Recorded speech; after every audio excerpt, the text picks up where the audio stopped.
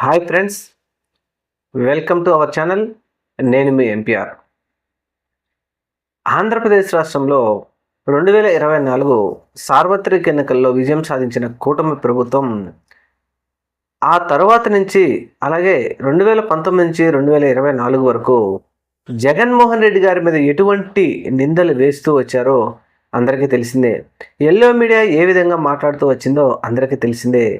అయితే ప్రజలను జగన్మోహన్ రెడ్డి గారిని అబాస్పాలు చేయడంలో విజయం సాధించిన కూటమి ప్రభుత్వం ఆ తరువాత గద్దెనెక్కిన తర్వాత అయినా ప్రజలకు సహాయం చేయడంలోనో, ప్రజలకిచ్చిన హామీలను నెరవేర్చడంలోనో, లేకపోతే ఆంధ్రప్రదేశ్ రాష్ట్రంలో ఏవైనా కొత్త ఫ్యాక్టరీలో పరిశ్రమలో తీసుకొచ్చి నిరుద్యోగులకు ఉపాధి కల్పించడంలోనూ ముందడుగు వేయవలసినటువంటి రాష్ట్ర ప్రభుత్వం అవన్నీ వదిలేసి రాష్ట్రంలో ఒక్కటే జగన్మోహన్ రెడ్డి గారిని అబాస్పాలు చేయటం, జగన్మోహన్ రెడ్డి గారి నాయకులను, జగన్మోహన్ రెడ్డి గారి కార్యకర్తలను కక్ష సాధింపు చర్యలు చేస్తూ పోలీస్ స్టేషన్లో పెట్టడము, వారి మీద ఏ విధంగా అబాస్పాలు చేయడమో అని ఆలోచిస్తున్నది ఈ ప్రభుత్వం.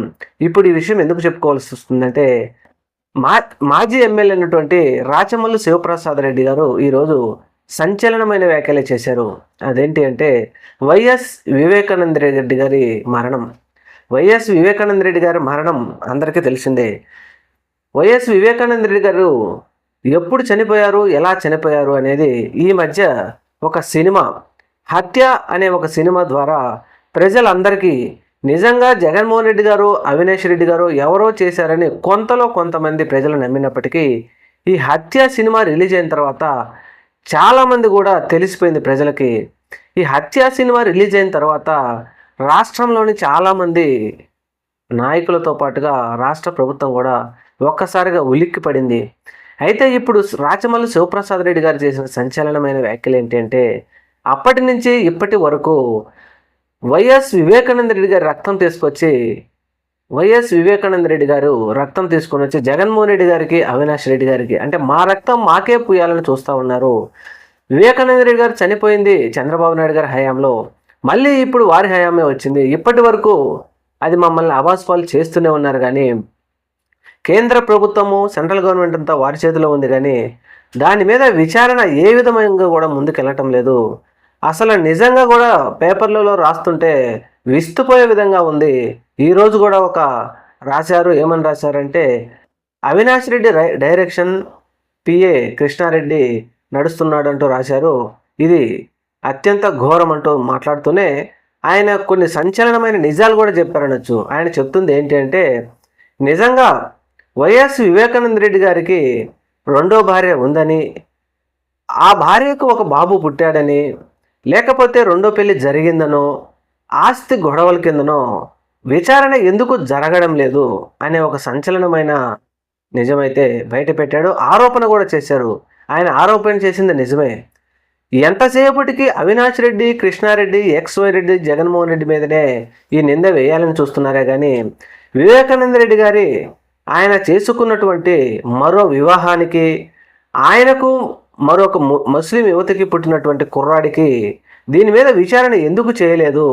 అలాగే ఈయన చనిపోయే చివరి రోజులలో ఆయనకు డబ్బులు కూడా దొరకకపోవడంతో అనేక దందాలు చేయాలనో, లేకపోతే ఇంకొకటో చేయాలని సులువుగా పైసలు ఎలా వస్తాయి, ఈ అమౌంట్ వస్తే ఎవరైతే తన రెండో భార్య అయినటువంటి ముస్లిం యువతిని ఏ విధంగా సెటిల్ చేయాలి అనే విధంగా ఆయన ఆలోచించాడు.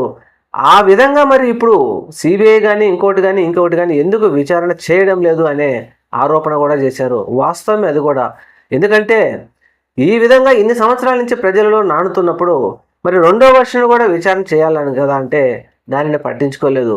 అలాగే ఆయన మాట్లాడుతూ వివేకానంద రెడ్డి గారిని చంపినటువంటి కొంతమంది వ్యక్తులు అప్రూవర్ అనే పదం ద్వారా అప్రూవర్లుగా మారి కనీసం 5 నుంచి 10 రూపాయలు 20 రూపాయలు పెట్టి సిగరెట్ ప్యాకెట్ కొనే స్థాయి లేని వాళ్ళు ఈరోజు కోట్ల రూపాయలు పెట్టి కోట్ల ఆస్తులు ఎలా వచ్చాయి, కోట్ల రూపాయల కార్లు కొనుక్కొని ఫార్చునర్లు తిరుగుతూ దందాలు చేస్తూ ఉన్నారు. ఇవన్నీ ఎలా వచ్చాయి? మరి వీటికి సమాధానం ఎవరు చెప్పాలి? దీని మీద ఎందుకు విచారణ చేయటం లేదు ఈ రాష్ట్ర ప్రభుత్వం అని చెప్పేసి పెద్ద ఆరోపణ చేశారు. అయితే దీనికి ఆయనకు ఒక సవాల్ కూడా విసిరాడు. చంద్రబాబు నాయుడుకి కానీ, లేకపోతే వైఎస్ వివేకానంద రెడ్డి సునీత గారికి కానీ, సునీత నర్రెడ్డి రాజశేఖర రెడ్డి. ఇక్కడ నిజంగా వైఎస్ వివేకానంద రెడ్డి గారి పిఏ చెప్తున్నట్టు ఆయన చెప్పిన నిజాలన్నీ బయటికి వస్తే నర్రెడ్డి రాజశేఖర రెడ్డి గారు ఆయన తమ్ముడు జైల్లోకి వెళ్ళవలసి వస్తుందని చెప్పేసి వీరు వెనకుండి కథ అంతా నడుపుతా ఉన్నారని ఒక సంచలనమైన ఆరోపణ కూడా చేశారు. మరి ఆరోపణలన్నీ వాళ్ళు చేయకుండా వదిలేస్తారా? ఈ ఆరోపణలతో పాటు ఇంకొక సవాల్ కూడా విసిరాడు. మీరు కూటమి ప్రభుత్వం, చంద్రబాబు నాయుడు గారు, పవన్ కళ్యాణ్ గారు, లేకపోతే సునీత, నర్రెడ్డి రాజశేఖర రెడ్డి, వీరందరికీ నేను ఒక సవాల్ విసురుతున్నాను. కడప ఎంపీ అయినటువంటి అవినాష్ రెడ్డి గారు కానీ, జగన్మోహన్ రెడ్డి గారు కానీ, భారతీ రెడ్డి గారు కానీ, XYZ ఎవరైనా ప్రభుత్వం లేకపోతే ఇప్పుడు న్యాయస్థానాల విచారణ జరుగుతున్నప్పుడు న్యాయస్థానంలో కనుక వీరి తప్పు ఉంది అని కనుక నిరూపణ అయితే కడప, రాయలసీమ ప్రాంతాల్లో ఉన్నటువంటి ఎమ్మెల్యేలతో పాటు నేను కూడా రాజకీయాల నుంచి తప్పుకుంటాను. ఇది నేను సవాల్ చేస్తున్నాను.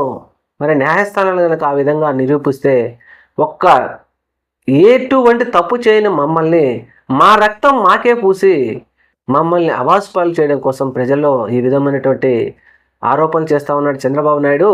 మీరు 2024 సార్వత్రిక ఎన్నికల్లో విజయం సాధించడం కోసం హామీలు ఇచ్చారు. ఆ హామీలను నెరవేర్చడం మీద దృష్టి పెట్టండి.